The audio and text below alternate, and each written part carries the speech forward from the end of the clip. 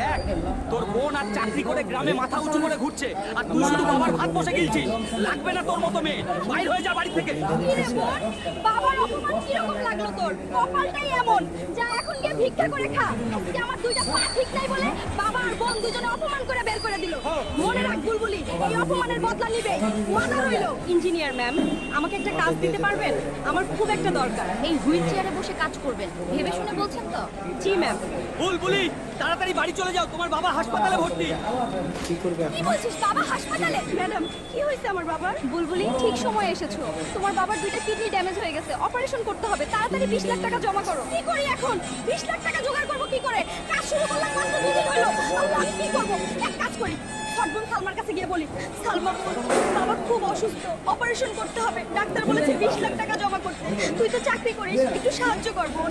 আমি কোনো টাকা দিতে পারবো না, এমনিতেই ব্যবসা খুব একটা ভালো চলছে